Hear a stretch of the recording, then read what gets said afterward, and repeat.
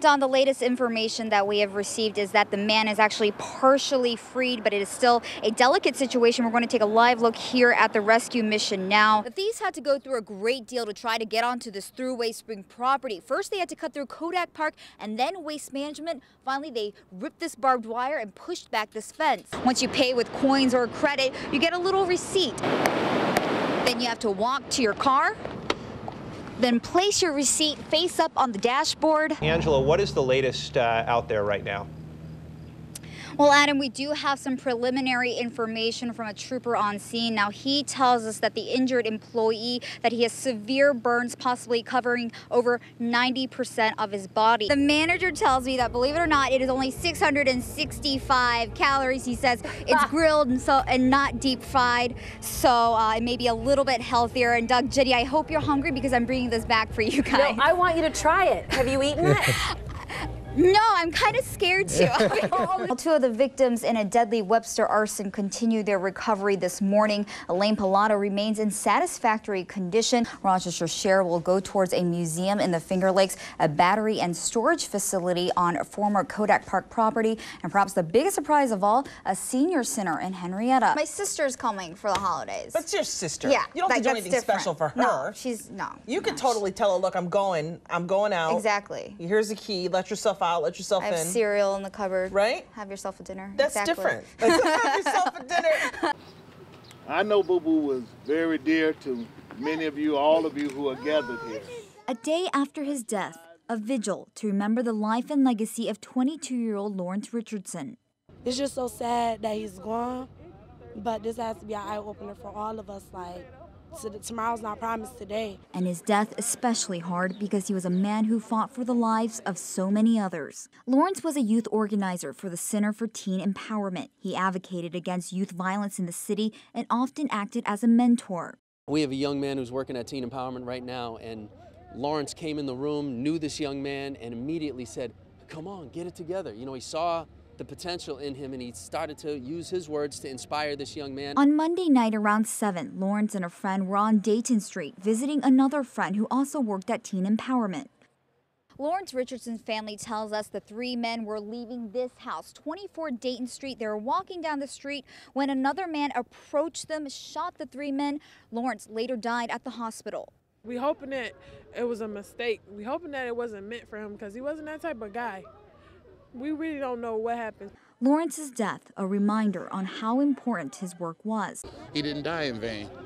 He died in order for us to be out here to bring more peace to the young people in the community. They'll continue his work until vigils like this are no longer needed.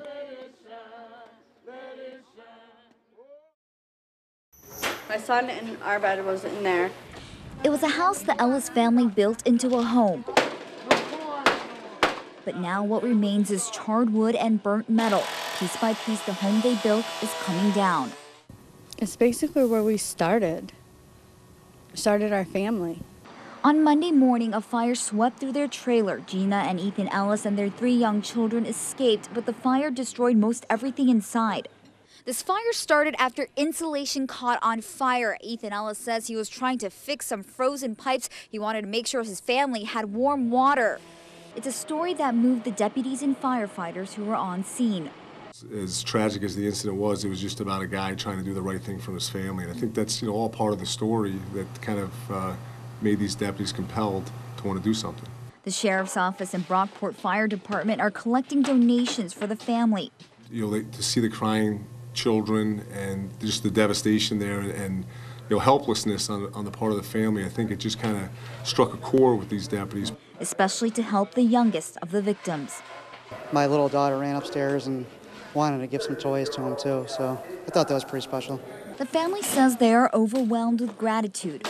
Just speechless that they would just help us the way they have. And it's the kindness of the community that will help them build their lives again.